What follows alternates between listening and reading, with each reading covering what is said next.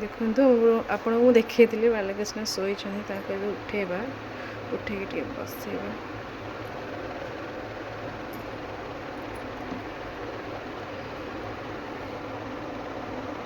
ଦେଖନ୍ତୁ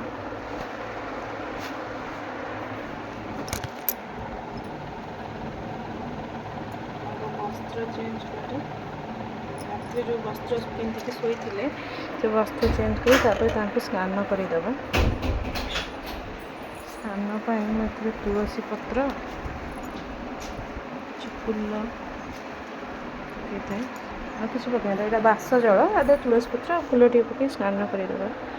ଶ୍ରୀକୃଷ୍ଣ ଗୋବିନ୍ଦ ହରେ ମୁରାରେ, ହେ ନାଥ ନାରାୟଣ ବାସୁଦେବ।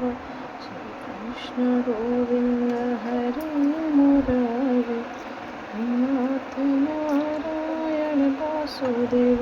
ରାଧେ କୃଷ୍ଣ ରାଧେ କୃଷ୍ଣ। ପୋଛି ଦେବା।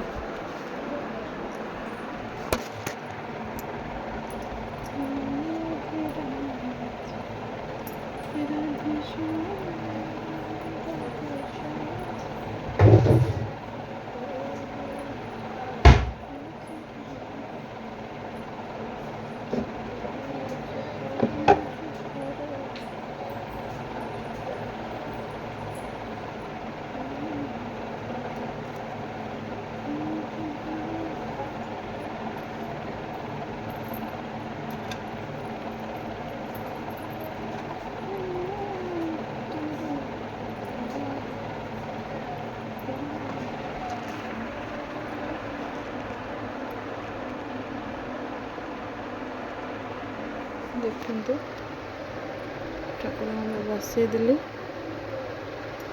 ତାଙ୍କ ପାଦରେ ପାଉଁଜି, ହାତରେ ଚୁଡ଼ି ସବୁ ପିନ୍ଧି ଦେଇଛି। ଏବେ ତାପରେ ତାଙ୍କ କାନରେ ଫୁଲ ପିନ୍ଧେଇ ଦେବା। ଯଦି ମୋର ପୂଜାରେ କିଛି ତ୍ରୁଟି ଥିବ ତାହେଲେ ନିଶ୍ଚୟ ମୋତେ ଜଣେଇବେ। ତ୍ରୁଟିରୁ ହିଁ ତ ଠିକ୍ ହେଇଥାଏ ନା, ଆପଣ ଜଣେଇଲେ ତ ମୁଁ ତା'ର ସେ ତ୍ରୁଟିଟାକୁ ସମାଧାନ କରିବି। ଆଉ ଥରେ ଆପଣଙ୍କଠାରୁ ଶୁଣିଲେ ହିଁ ମୁଁ ଠିକ୍ ବାଟଟା ଜାଣିପାରିବି। ମୁଁ ମୋ ହିସାବରେ ପୂଜା କରୁଛି। ତୁଳସୀ ଲଗେଇଦେଲି ବାଲକୃଷ୍ଣଙ୍କ କଥାରେ, ଆଉ ଚନ୍ଦନ ତୁଳସୀ, ତାପରେ ତାଙ୍କ ମୁକୁଟ ତାକୁ ପିନ୍ଧେଇ ଦେବି। ଏବେ ଦେଖନ୍ତୁ ପିନ୍ଧେଇ ଦେଲି, ତାପରେ ତାଙ୍କ ବଂଶୀ ଗୋଟେ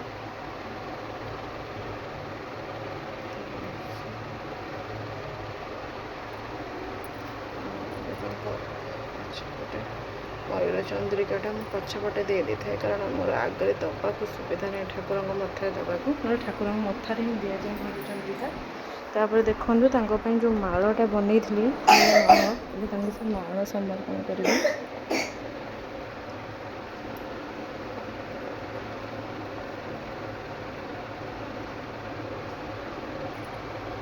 ଦେଖନ୍ତୁ ଏ ମାଳଟା ତାଙ୍କୁ ସମର୍ପଣ କଲେ।